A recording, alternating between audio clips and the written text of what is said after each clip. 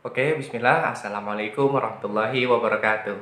Alhamdulillah kita berjumpa lagi di channel Ilmu Tauhid yang kali ini kita akan membicarakan suatu makna dari istilah qidam ya. Ini adalah suatu istilah yang seringkali digunakan oleh para mutakallim atau ulama-ulama ilmu tauhid dalam diskusi akidah. Nah, apa sih yang dimaksud dengan qidam atau qadim? Ikuti terus videonya sampai selesai.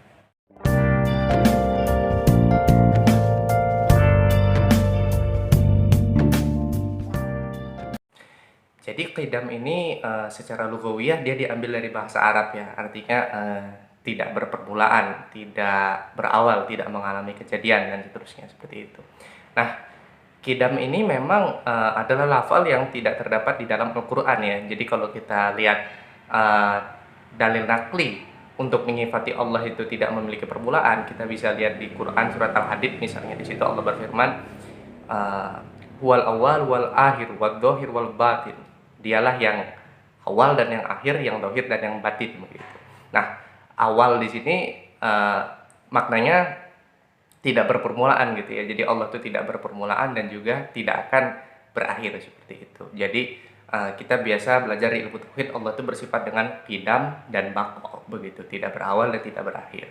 Nah, istilah qidam ini secara ma'ani dia memiliki beberapa makna ya. Jadi qidam itu yang pertama bisa kita artikan sebagai qidam ketika kita sandarkan kepada yang lain begitu. Ini yang disebut qidam idofi. Jadi misalnya ayah itu qidam terhadap anak gitu. Dalam artian ayah itu lebih dulu ada daripada anak begitu.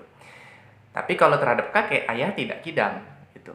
Nah, ada juga qidam zamani. Qidam zamani itu artinya dahulu yang sudah lama sekali ya. Jadi seperti misalnya sejak kapan sumur itu ada? Oh, pokoknya sumur itu sudah ada sejak dahulu, pokoknya sejak kampung ini didirikan, sejak pertama kali orang masuk ke sini, sumur itu sudah ada dari dahulu dan dahulu dan dahulu dan pokoknya sejak dulu udah ada. Nah, itu disebut kidam zamani. Jadi udah lama banget gitu.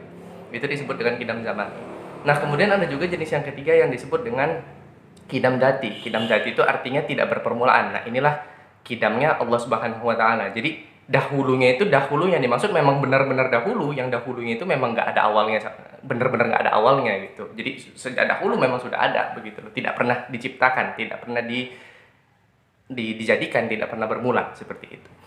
Nah, jadi secara ma'ani qidam itu memiliki tiga pengertian. Yang pertama qidam idofi, qidam jika disandarkan kepada yang lain; qidam zamani, qidam yang maksudnya dahulu sudah lama sekali; atau qidam zati, qidam dalam artian zat yang tidak memiliki permulaan seperti itu.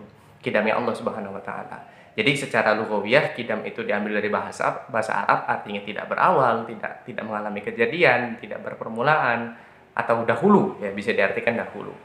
Nah, adapun secara istilahiyah ya, qidam itu adalah sifat Allah Subhanahu wa taala yang menafikan segala bentuk barunya Allah, baik zatnya, sifatnya maupun af'alnya begitu ya. Zatnya, sifatnya maupun perbuatannya Allah Subhanahu wa taala. Begitu. Nah, yang jadi problem adalah apakah istilah qidam ini ada hubungannya dengan istilah qadim itu? Karena kita sering mendengar kita menyebut istilah qadim ya. Sebetulnya yang dimaksud dengan qadim itu ya tidak berpermulaan itu tadi, seperti itu. Jadi qadim itu dalam bahasa kita ya, kita menggunakan istilah itu untuk menyebut sesuatu yang tidak memiliki permulaan. Jadi ya qadim itu ya qidam itu sebenarnya. Nah, kemudian apa perbedaannya dengan azali? Jadi kita kan sering mendengar istilah azali ya, zaman azali. Zaman azali itu zaman ketika hanya ada Allah dan Allah belum menciptakan apapun sama sekali. Belum ada alam semesta, belum ada manusia, belum ada planet, belum ada bintang, matahari, bulan, belum ada udara, belum ada waktu, benar-benar belum ada apa-apa, aras dan seterusnya belum ada, hanya Allah sendirian saja. Nah, itulah yang disebut dengan zaman azali. Zaman ketika belum ada apa-apa, ketika Tuhan belum memulai penciptaan, Tuhan masih sendirian. Itu yang disebut dengan zaman azali. Nah, pertanyaannya adalah, apakah istilah qadim atau qidam tadi itu sama atau berbeda sih dengan makna azali begitu?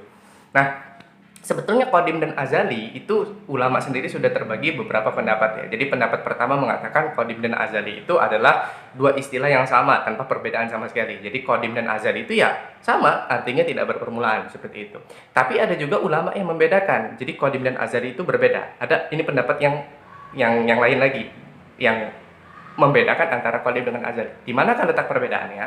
Jadi istilah qadim itu digunakan untuk menyebut tidak berpermulaannya suatu hal yang berdiri sendiri, begitu dia berdiri sendiri dan wujudnya itu wujud hakiki begitu. Misalnya zat Allah Subhanahu wa taala. Jadi dia disebut sebagai qadim seperti itu. Nah, tetapi untuk sifat-sifatnya Allah, sifat-sifat Allah itu kan juga tidak berpermulaan, juga tidak berpermulaan qadim bersama qadimnya zat Allah. Tetapi sifat-sifat Allah ini tidak disebut qadim, tetapi dia disebut dengan azali. Kenapa? Karena sifat-sifat tersebut tidak berdiri sendiri, mereka berdiri di atas zatnya Allah Ta'ala. Seperti itu. Begitu juga dengan ketiadaan kita ya. Jadi kan kita ini adalah makhluk-makhluk, benda-benda, materi yang berpermulaan ya, dalam artian didahului ketiadaan. Jadi sebelum Allah mengadakan kita kan belum ada tuh. Gitu. Sebelum kita lahir, sebelum kita diciptakan, kita belum ada. Nah, sejak kapan ketiadaan kita itu tidak berpermulaan kan? Nah, ketiadaan kita sebelum kita ada yang tidak berpermulaan itulah yang disebut dengan azali. Seperti itu. Karena dia bukan wujud hakiki begitu kan? Ketiadaan itu begitu. Nah, jadi qadim itu untuk menyebut zat Allah Subhanahu wa taala tidak berpermulaan. Tapi untuk sifat-sifat Allah dan ketiadaan kita yang tidak berpermulaan itu disebut dengan azali. Jadi kan ada 4 ya kalau kita mau membagi segala hal ini berdasarkan awal dan akhirnya. Yang pertama ada hal yang tidak berawal dan tidak berakhir, yaitu Allah Subhanahu wa taala dengan segala sifatnya. Yang kedua ada yang berawal dan berakhir, yaitu dunia ini. Ya, jadi ya dunia ini berawal, diciptakan dan juga akan berakhir ketika hari kiamat nanti. Tetapi ada juga yang berawal tetapi tidak akan berakhir. Apa itu? Akhirat, surga dan neraka. Surga dan neraka itu diciptakan, berpermulaan, tapi tidak akan berakhir. Dia kekal abadi selamanya, dijamin oleh Allah. Dan ada juga yang tidak berpermulaan, tapi akan berakhir. Apa itu? Itu tadi, ketiadaan kita. Ketika kita tiada, sebelum kita diciptakan, ketiadaan kita itu tidak berpermulaan kan sejak dahulu dan dahulu, sejak azali. Tapi ketika kita diciptakan, berakhirlah ketiadaan kita itu. Seperti itu.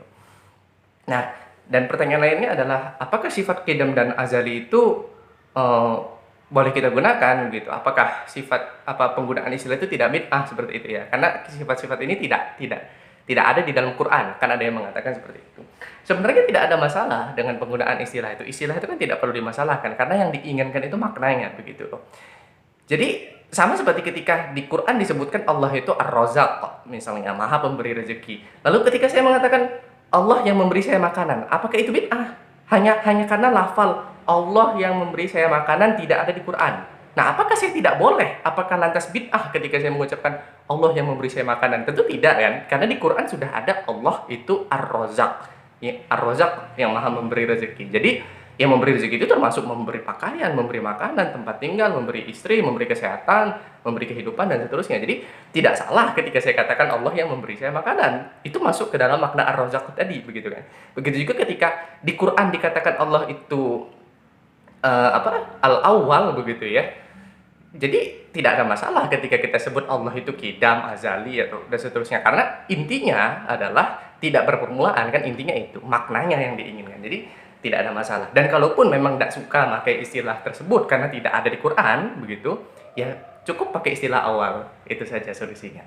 Nah, itu saja untuk istilah qidam. Kalau ada yang salah silahkan dikoreksi di kolom komentar. Sekian, kita ketemu di video berikutnya. Terima kasih. Wassalamualaikum warahmatullahi wabarakatuh.